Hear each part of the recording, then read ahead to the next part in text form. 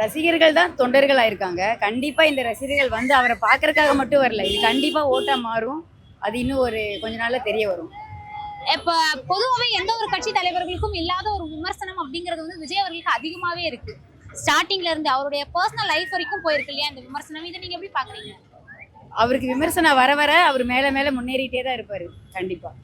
இது வந்து ஓகேவா, இது வந்து என் தளபதிக்காக அவர் போக்கிரி படம் பார்த்து தான் நான் இந்த விசில் அடிக்க கத்துக்கிட்டேன்.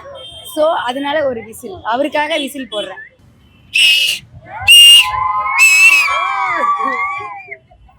எல்லா கட்சியோ எல்லா தலைவரும் உருவாகும் போது இப்படி தானே உருவாகிறாங்க. ஃபர்ஸ்ட் ஆரம்பிக்கும் போது ரசிகர்களாக தான் உருவாகிறாங்க. எம்ஜிஆரும் சரி, அதுக்கப்புறம் வந்து எல்லாம் நடிகை எல்லாருமே இப்படி தானே உருவாயிருக்கு. திருக்கப்புறம் இப்படி தான் உருவாகும்.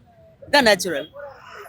ஓகே, பொதுவாவே எந்த ஒரு அரசியல் கட்சி தலைவர்களுக்கும் இல்லாத ஒரு நிறைய அதிகபட்சமான விமர்சனம் அப்படிங்கிறது வந்து விஜய் அவர்களுக்கு இருக்கு. அவருடைய பர்சனல் லைஃப் வரைக்கும் போயிட்டு இருக்கு இந்த ஒரு விமர்சனம் அவருடைய அரசியல் கட்சிக்கு வந்ததுக்கு அப்புறமா. இதை நீங்க ஒரு தொண்டர்களா எப்படி பாக்குறீங்க? விமர்சிக்கப்படணும், அதான் உண்மை. விமர்சிச்சா மட்டும்தான் அவருங்க கரெக்டான வழியில் வராருன்றது கரெக்டாக இருக்குன்னு சொல்ல முடியும். ஏன்னா நாம தனியாக பேசிட்டு வேற. இப்போ அவர் சொல்லும் போதே ஒருத்தர் விமர்சனப்படுறாருன்னா அவர் ஒன்று கரெக்டான பதில், அவர் வர வழி கரெக்டாக இருக்குன்னு அர்த்தம். பாக்குறீங்கல்ல நீங்க கூட்டம் எப்படி இருக்குன்னு.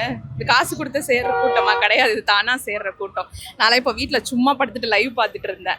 இப்போ தலைவர் வராருன்னு தெரிஞ்சு இதை ஓடி வந்திருக்கேன். என் பையன் அவ்வளோ ஆர்வமா வந்திருக்கான். வரும்போதே என்ன சொல்லிட்டு வரான்னா, தலைவருக்காக 100 வருஷம் ஆனாலும் விசிலுக்கு தான் ஓட்டு போடுவேன். இந்த ஆதரவு வந்து யாருக்கு கிடைக்கும்னு நீங்க நினைக்கிறீங்க? ஓகே, இப்ப பொதுவாவே விஜய் அவர்களுக்கு சேரக்கூடிய கூட்டங்கள் வந்து தொண்டர்கள் இல்லை, ரசிகர் கூட்டம் அப்படிங்கிற ஒரு பார்வை வந்து வைக்கப்படுது. ஏன் நீங்க இதை எப்படி பாக்குறீங்க?